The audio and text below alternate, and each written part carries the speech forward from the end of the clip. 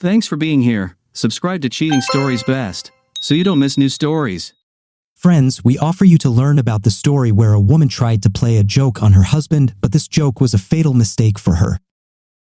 I first met David at the student bar in college. I had seen him before and thought he was the strong, silent type. When he was in a group of other students, he never dominated the conversation. His participation was usually limited to answering questions. He paid attention to people and seemed polite and caring, a good listener. When he sat alone, he looked deep in thought, always serious and usually sad. He changed his expression and attitude if anyone joined him. He was a mystery that I wanted to solve. One day when the tables were full, I asked permission to join him. He said it would be an honor for me and pretended it was true. His joy seemed to appear when I spoke to him. He smiled and I managed to make him laugh at some of my jokes. We remained in a constant state of conversation until he said that he had to go to class. I told him that I enjoyed talking to him. Me too, he replied. Damn, he was so cute. 2 days later, he was in the same place, and I asked him if there was a place for me next to him. Yes, I saved it at the cost of my life. We started talking again, and laughter came easier to him than the first time. I loved seeing him smile. I knew I was falling in love with him quickly. After a few repeat encounters, I wondered if he was ever going to ask me out. I took the initiative into my own hands. Dave, I just got a couple of tickets to the Phil Collins concert from a friend. Would you like to go? Don't you have a guy who could take you? It seemed to me that he was trying to find an excuse not to go with me. Hey, if you don't want to go, it's okay. No, I'm sorry. I'm just surprised that a sweet girl like you doesn't have a boyfriend. I didn't insult you. I moved closer to him. I'm good, aren't I? Tell me, how good am I? You are beautiful, smart, and very witty. This is my favorite feature about you. Damn it, I was hoping for this, he blushed. He actually blushed. Nancy, you're taking me out of my comfort zone. Yes, I do think you're beautiful, but I don't want our relationship to be based solely on looks. I would like to know you better, but to know is not in the biblical sense. And now I would love to go to the concert with you. We went to the concert. I had a great time and he seemed to enjoy it. We walked back to my dorm.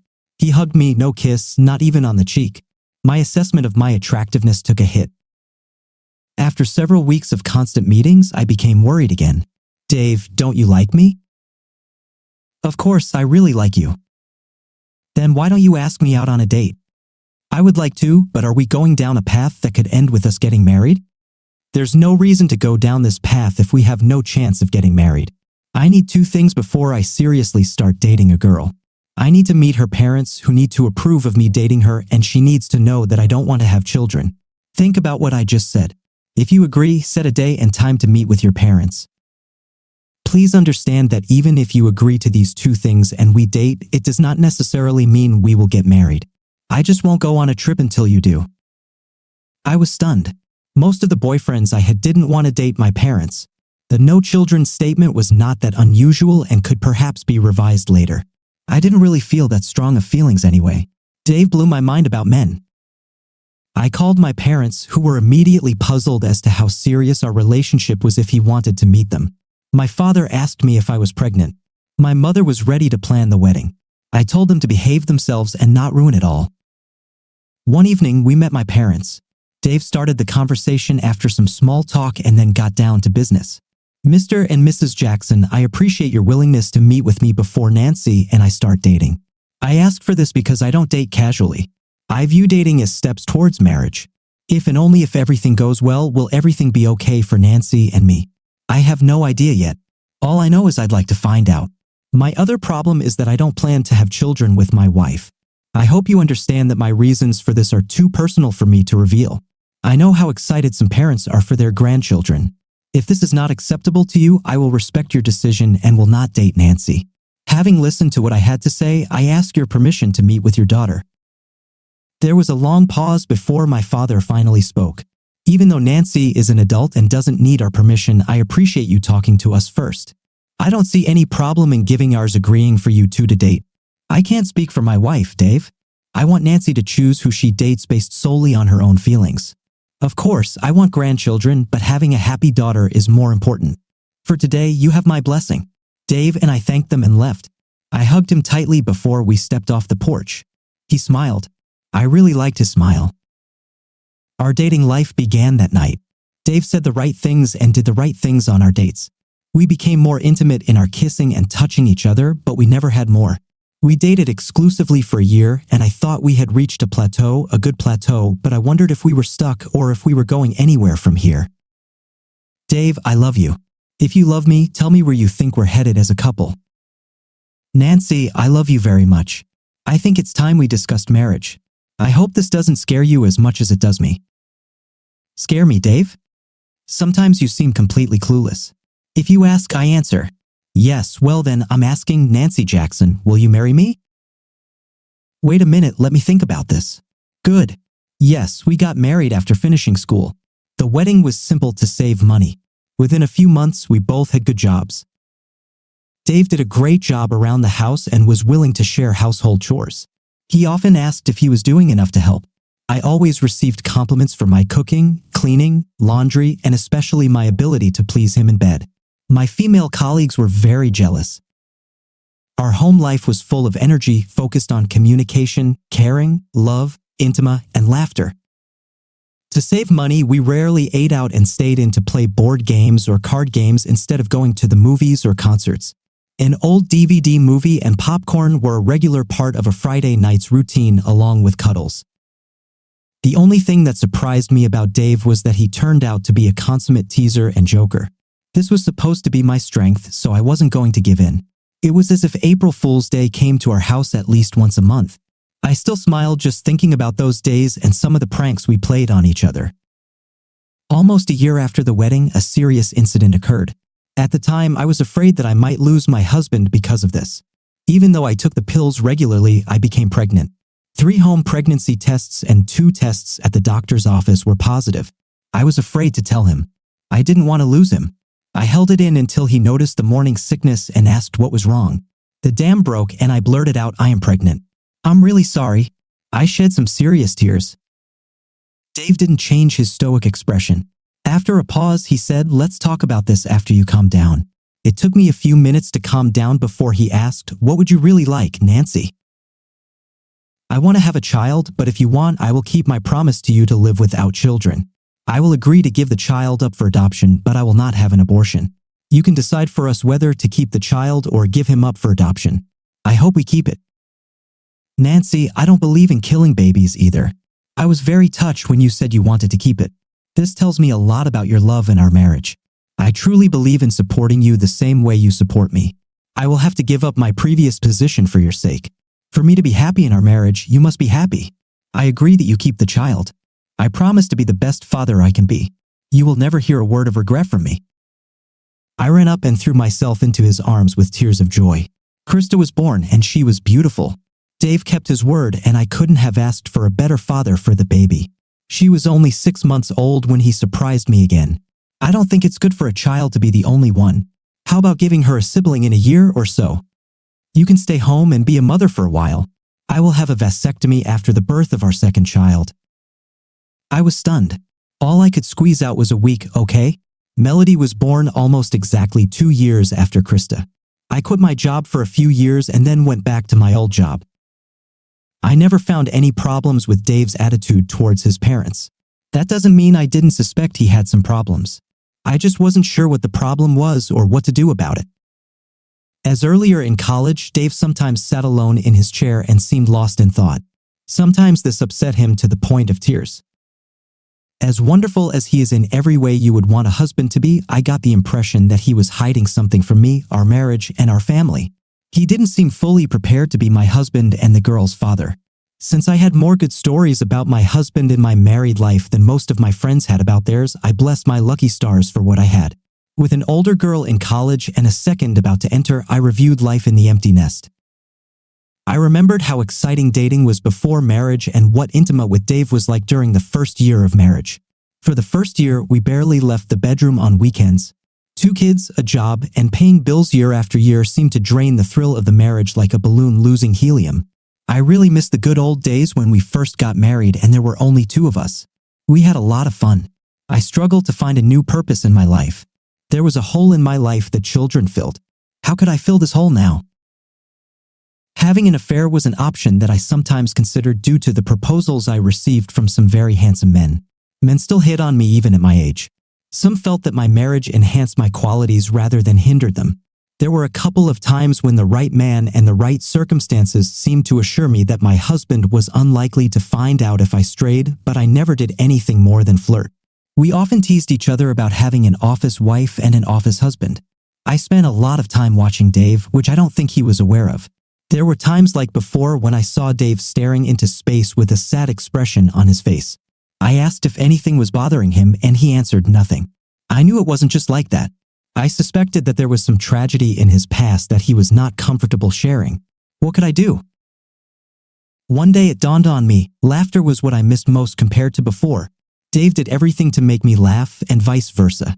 I had one of those snorting laughs when I inhaled while laughing. I sounded like a pig. This, in turn, caused more laughter, and so on until we were both crying with laughter. For several years until the children became adults, we played pranks on each other to laugh and have fun. This practice seemed to be dying out. We may have thought that we should set a more mature example for our children. Now, I figured it was time to start the giveaways again, especially since April is coming soon. Our marriage could be rejuvenated. I spent the weeks leading up to April 1st working to organize my giveaway. I talked about the new man in the office and how all the women were crazy about him. I bragged about how Evan danced when we had an office party that Dave couldn't attend. And I started working overtime at work and having a bachelorette party once a week. When I got home, I took a shower before going to bed. I nagged at him for doing his chores. I complained that I had to redo a lot of his chores because he didn't do them right. I have overcooked, undercooked, or otherwise ruined many of our dinners. Despite his annoyed expression, he wasn't complaining about anything. But he looked ready to explode. When the 1st of April arrived, I was anxious but ready. It was about 6 o'clock in the evening when the doorbell rang. Dave opened it. "Either way, this is probably for you," I said. "Really, Nancy? I guess it doesn't matter that you're only 10 feet from the door. I'm tired. It won't kill you if you do something nice for me for a change." Dave reluctantly headed towards the door. I knew what was waiting for him there. A woman our age stood there with a package in her hands, her head down. She didn't look at all like what I thought a server should look like. Dave greeted her. "Yes, can I help you? Are you David Livingston?" She looked at her feet. "Yes. Could you show me some identification?" He pulled out his wallet and showed his driver's license. The good part was about to come. I almost giggled in anticipation.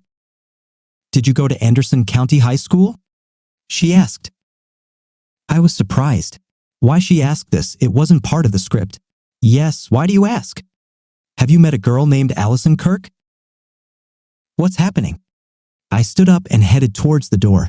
Dave was very upset but finally answered, "Yes, we met, but then she left. I'm afraid to say, but she died many years ago." The girl raised her head and looked into his eyes. "I'm alive, Dave. I'm here and more alive than ever." David looked at her again, his eyes becoming big. I thought he was going to faint. "Allison? My God, is it really you?" Now her face was full of tears. "Yes, but your parents told me you were dead. They said you committed suicide because of me. It was a lie to keep you from trying to find me." David reached out and pulled her towards him. They hugged and kissed. It seemed like they would never stop. "I thought I would never see you again in this life. Please come in before I have a heart attack." They went and sat next to each other on the sofa. I walked over to my deep chair. They held hands and giggled like two giddy teenagers. I was completely ignored and it made me angry. I intervened. "Excuse me, you too. Dave, can you tell me what the hell is going on here? Who is this woman and why are you groping her from all sides?" "Nancy, this is Allison Kirk, my first and only true love. I never told you about her because it brought back too many sad memories for me. I thought she was dead. Her presence here is a miracle to me." "Your one true love? I'm sorry, who am I then?" "Allison and I were head over heels in love with each other in high school. We were sure that we would get married and start a family after finishing school. Her parents were very conservative and were opposed to me as a potential son-in-law. We weren't even allowed to meet. Allison was sneaking out of the house late at night when everything was forbidden and intimate didn't seem so taboo. We were going to get married soon. We had this whenever we could. One day I ran out of protection and we took a chance. Allison got pregnant. We planned to run away and get married, but Allison was too young to sign for herself. We needed at least one of her parents to sign the contract. We hoped that her pregnancy and my desire to marry her would convince them to sign the contract. But soon after Allison told her parents, they took her and left. Until now, I have never heard from her. Her parents called out of the blue a few months after they left and told me that Allison committed suicide because she had a child out of wedlock. The child died when she did this. Dave then turned to Allison in tears. Allison, what happened to our child? Did you have an abortion? No, I didn't want to, and my parents wouldn't let me anyway. They made up a story and told everyone that my husband served in the army and was killed. Actually, our son is now in his last year of college. He has my intelligence and your athletic body. I hope you get to know him soon. When I told him about you after my parents' funeral, he said he wanted to meet you as soon as possible. What's his name? I wanted to name him after you at birth, but my parents didn't allow it until recently. His name was Justin. I have officially changed his name to David Austin Livingston Jr. with his full approval. Dave was now crying like a baby. Of course, I want to meet him. Someone pinch me. I can't believe this is happening. I spoke. I cannot too, David. This has gone far enough. Please ask this person to leave our house immediately. You and I need to discuss several important issues in private. There was an expression of angry determination on Dave's face that I had never seen before. No, I lost Allison once and I'm not going to lose her again. I sat there in shock. Dave continued his questions. Allison, what happened to you when they took you away? My parents gave me an ultimatum, leave with them or they will never support me again. Dave, I was a pregnant teenager with no financial support other than my parents. You didn't have money to feed yourself, let alone your family. It hurt me to leave you, but I didn't have much choice. I went with them and kept my promise to never contact you. I had to agree to this so they wouldn't give our child up for adoption. I lived in hell for 20 years. If I didn't have our son, I probably would have committed suicide. I've thought many times about how I could contact you without them knowing. They threatened to take Justin away from me and I would never see him or them again. They watched me like hawks. I didn't have a mobile phone. I didn't have my own money. I never dated other people unless they were with me. It was strange. They even periodically took me to a guy with a lie detector and asked if I had tried to contact you. Everything changed overnight when my parents died in a car accident 6 months ago. Suddenly, I had the hope of seeing you that had been suppressed for so long. Dave, it took me the last few months to find you. I found information about you. When I found out that you were married, I almost gave up. I didn't want to ruin a happy marriage. Instead, I observed you and your home to see if I could determine whether you were happily married. I'm not ashamed to admit that I hoped this wasn't the case. Then today, a young woman came up to my car and asked if I knew where David Livingston lived. I pointed to your house. She said, damn it, I hate serving people. She told me that your wife has filed for divorce. I took this as a sign from God. I bribed her to let me do it. I suggested that if your wife divorced you, I might have a chance to live again with you. Was someone going to serve me? She handed Dave the package. Oh, yes, David, you've been served. He took the package and began to open it. I screamed, please don't open it. It was an April Fool's joke. Just ignore it. He reread the document. I saw the anger growing on his face. If Allison hadn't shown up, receiving this divorce petition would still have broken my heart. Nancy, how could you be so mean? Although I should probably thank you. Now I have absolutely no guilt for Allison and me. He turned to Allison and took her hands in his. Please tell me that you were not married. Of course not. I was never even interested in another man. Are you upset that I got married, Dave? You thought I was dead. You did what you had to do to survive. I can't hold it against you for this. Allison Kirk, will you marry me? I screamed, what did you just say? Oh yes, Dave. Yes, yes, yes. They hugged. You can't marry her. Damn it, you're married to me. Not for long. He took out a pen and signed the documents. Well, the marriage is over. It won't work. I'm going to give up on the divorce. We are still married. Great. I'll just submit my own paperwork as soon as I can. I will be as fair as possible, Allison spoke up. Dave, don't fight about money. I have a good job and my parents left me quite a lot of money. You could leave all your money to her and we'd be fine. I was seething with anger. What about me? I won't be okay. The main thing I need is him, not his money or property. Damn it, Dave. We've got 20 years of marriage and 2 kids, for God's sake. What will the girls think about you leaving me for an old girlfriend? Nancy, I am holding your divorce petition in my hands. This more than suggests that you no longer want me as a husband. You've made it clear that the new guy at work is the one you want, and you've probably already been together. I think the girls will understand when I tell them the whole story. In the long run, they will probably come to love Allison and their new brother. I told you it was an April Fool's joke. I didn't actually intend to divorce you. Being new to work is a myth. I just wanted to do something stupid and pull one of my pranks. I wanted to bring some spark back into our marriage. I'm afraid that you stifled the spark that was there. If that's really the case, I think what you're doing is more of a you don't want me until someone else wants me provocation. Allison, give me a minute to gather some things. He headed upstairs to her bedroom. So we sat, two women, his true love and his stupid wife or ex-wife, depending on how you look at it. Allison spoke up. Mrs. Livingston, I'm sorry to upset you so much, but David and I have something eternal between us. I really think our reunion was destined. Just be happy for the many years you had him. I would love to live these years with him instead. These 20 years were pure agony for me. I love him more than life itself. You stealing husbands. I have to kill you. No threats, bribes, delaying tactics, or anything else will stop us now. This is the moment I've waited far too long for, and I'm not going to give it up for you or anyone else. We deserve a chance at some happiness in our lives. What about happiness in my life? What have I done to deserve this? What are you whining about? I would never have approached him until I found out you were divorcing him. Are you deaf? It was a damn joke, an April Fool's joke. You're pathetic. How do you manage to torment the one you supposedly love more than anyone else?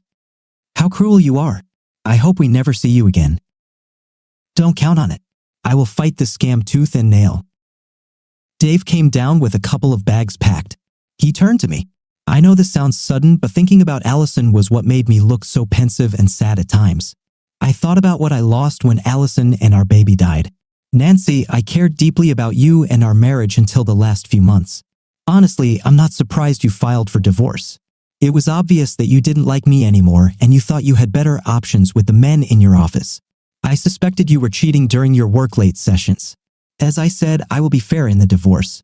I think it would be better for us to no longer have any contact except through our lawyers. Allison, can we go meet our son now? Of course, my love. They kissed. I didn't remember him ever kissing me so passionately. I watched them walk to their cars. She was the first and he followed on her heels. So much for my April Fool's joke. And then it dawned on me. You idiot. It was David's April Fool's joke on me. I started laughing. That son of a gun got me. He got me good. I wonder where he got Allison or whatever her name is. She really is a great actress. I expected them to return at lunchtime and gloat about how they had deceived me. But no, they weren't there in the morning either. Damn it, they're really playing this joke. It wasn't until I received his divorce papers that I finally realized it wasn't a joke. I tried to fight the divorce, but after 6 months of fighting with counteroffers, it became clear that the three of them had already become a new family without our divorce. I gave up, sold the house, and moved closer to the girls who, unfortunately for me, liked their new stepmother and older brother. They thought the miraculous reunion of their father, his true love, and son was a significant moment. All this, of course, did not arouse my sympathy. In the years since our divorce, little has changed in my life except for my grandchildren, which we share with all the politeness I can muster at family gatherings. My worst time is when April 1st comes, which reminds me of what happened. It wasn't all my fault. Who the hell reunites with his long-lost lover and son, both presumed dead? We could have ended up getting divorced either way, but I made it a lot easier with my prank. I don't do any April Fool's pranks anymore. Write how you like the story and what feelings you have about the actions of the characters. And now let's move on to a very interesting story about divorce proceedings. Dave and Rebecca Brown, a couple married for 12 years, spent an hour and a half in their first court-ordered three-way consultation. Dave was only present because of his lawyer's insistence. Postnuptial agreements were a relatively new phenomenon in the legal system, and Dave's lawyer wanted to make sure all the I's were dotted and T's crossed. The previous 90 minutes had been spent talking between the consultant and Rebecca while Dave sat with his lips pursed, holding a notepad and pen. From time to time, he wrote something down in a notebook. Rebecca's pleas touched the heart of seasoned counselor Jenny, who was also impressed by the way Rebecca accepted all the blame, allaying any fears Dave had that her infidelity meant he had failed her in some way. Rebecca also avoided many of the excuses that people in her situation inevitably come up with. Jenny was glad that Rebecca followed this approach, since it was Jenny who had recommended this approach when they met for a solo session 3 days before. Rebecca finally fell silent, and the only sounds in the room were the faint ticking of the analog clock on the wall to their side and the scratching of Dave taking notes on a notepad on his knee. Jenny let the silence linger. Experience had taught her that most people like to fill the gaps in uncomfortable situations. 1 minute passed, then 2. Jenny looked at Rebecca, who opened her mouth as if to say something. Jenny shook her head slightly, and Rebecca heeded the subtle sign, closing her mouth. Jenny decided to give Dave 1 more minute. If he remained silent, Jenny was going to suggest that Dave seriously think about what his sincerely repentant wife was going through and educate him on general statistics. Far from once a cheater, always a cheater, those who were caught cheating and witnessed the devastation it caused to those they cared about often became incredibly loyal. She waited, and Dave stirred, a slight smile playing on his face. Okay, Jenny thought, and the corners of her mouth lifted into a half-smile. It was usually better if she could get the injured party to voluntarily contribute rather than force them to do so. Well done, Rebecca. I'll give you 9 out of 10 for this, Jenny said. Jenny's smile disappeared. She was embarrassed, and judging by the look on Rebecca's face, she was embarrassed too. Jenny came to her senses first. So, Miss Brown, there's no need to be rude. Your wife has exposed her innermost parts here. As you know, I met with her privately earlier this week, and she is truly humiliated that you caught her doing this and very devastated by the pain she caused you. As she said today, her colleague was an experienced Lothario, and she simply wasn't strong enough to resist his advances. I can assure you that with both of your blessings, if you forgive her, I can work with her to give her the strength and knowledge enough to ensure that this never happens again. Dave just sighed. They say that you can lead a horse to water, but you cannot make it drink, he said. I don't take the hint, Mr. Brown. Are you saying that your wife can't learn to protect herself and therefore your feelings in the future? Jenny asked. No, not at all, Miss Parkinson, Dave replied. How long did you study at university? Jenny asked. For years, actually. 6, I finished my master's degree. 6 years? Yes, and you've obviously learned everything, Jenny said, offended. She straightened up. Excuse me, Mr. Brown, that was rude and completely inappropriate. Do you think so? Anticipating further protests, Dave pulled an electronic device from his pocket and pressed a button. Rebecca's voice came from the device, begging for forgiveness. She swore it was a one-time mistake and that he, Dave, could take it to the bank. They listened as she admitted how much she had hurt him and how hurt she was that she had caused him so much pain. Then Jenny's indignant voice interrupted loudly. Do you understand how unpleasant and inappropriate it is to record our session? Not only is it unpleasant, but I believe that it is completely illegal in the state to record someone without their approval and consent, and I certainly do not intend to agree with that, Jenny said.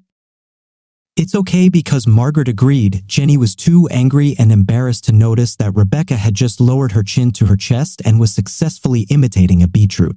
Jenny couldn't remember when she had been more offended. Who the hell is Margaret? She was our consultant 2 years ago when I last caught Rebecca cheating. It was recorded then, Dave said. My wife is convincing, isn't she? Rebecca continued to look at the floor at her feet. Dave watched with satisfaction as he and Jenny engaged in a silent competition to see who could blush the brightest. Annoyed, Jenny reflected on how thoroughly she had been fooled by the experienced cheater.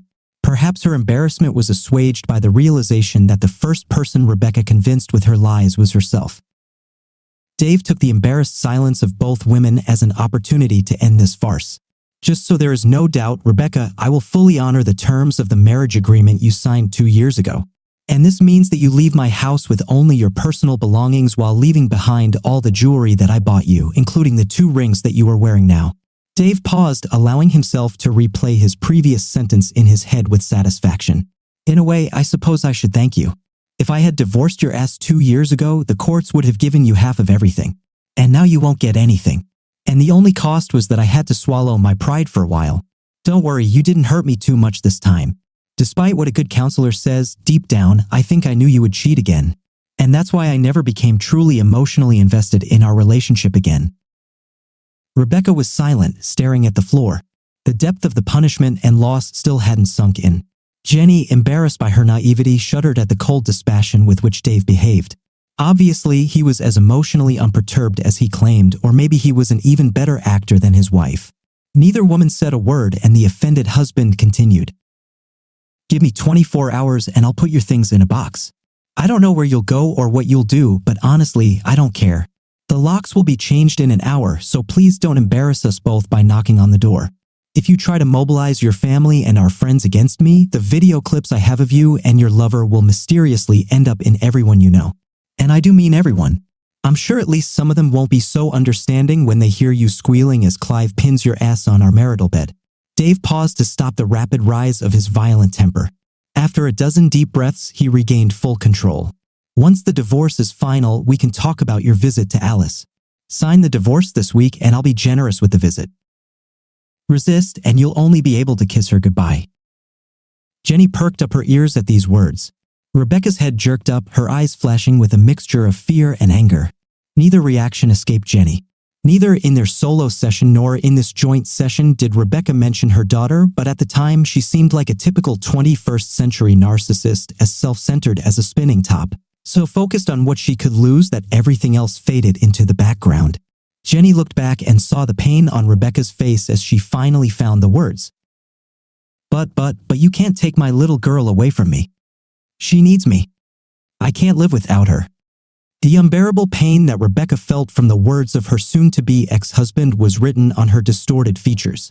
Jenny thought, if only these idiots had thought about all the consequences of their actions before committing their various crimes, I would be out of a job. She reached out and placed her hand on Rebecca's, hoping to keep her from completely breaking down. Having shown himself to be an emotional dead fish in the eyes of the consultant, Dave spoke completely calmly. "Maybe you should have thought about that before you were, quote-unquote, seduced by an expert. All this is clearly stated in the contract. It says if you screw up again, you'll lose everything, including custody of Alice." "But she needs me, Rebecca. She's 13 years old. I will do everything just as well as you. In any case, this is not the place to air our dirty laundry. You cheated, I took you back, you signed a contract after the wedding and promised never to stray again. I suspected something was wrong, conducted an investigation, and again caught you playing the fool. Don't commit a crime if you can't handle the consequences, as isn't that what they say?" Dave stood up and looked down at his soon-to-be ex-wife, who by this point was kneeling on the floor, her hands clasped in supplication, tears streaming down her face. The anguished expression on her face showed everyone in the room that perhaps for the first time in this whole sordid affair, she actually felt remorse. The consequences of her impulsive actions were finally becoming clear. Gathering her last strength, Rebecca made a short dash. "You won't take my Alice. I will fight you every step of the way." The consultant stood as a helpless witness to the grin that appeared on Dave's face. "Please do it. My lawyer told me that this was an ironclad agreement and that it would give me the excuse I needed to release my little videos. Try to show yourself in public after they come out." Rebecca, with these words, the offended husband left the room. Jenny looked at the devastated woman. Inside, she knew she better start now if she wants to prevent a complete mental collapse here, especially if the aforementioned contract is upheld in her husband's favor. After the wedding, having your daughter taken away from you must be every mother's nightmare. She leaned towards the sobbing woman. Dave Brown sat in his car until the adrenaline wore off and his breathing returned to normal. Then he drove home, stopping at the supermarket and liquor store, buying a bottle of bourbon for himself and a nice piece of fish for his and Alice's dinner. Salmon was her favorite. Tonight was the beginning of a new stage in their life together. What he did tonight was important. He paused with his hand on the front doorknob, determined to stick to his normal routine as best he could for Alice's sake. Pushing open the door, Dave Brown spoke in a loud voice, well aware of the growing deterioration of Alice's hearing. "Alice. Walkie-talkies."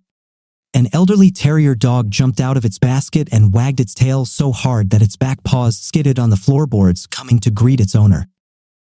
I enjoyed the story, interesting and fair enough. And we are waiting for your opinion as always in the comments. Until new videos.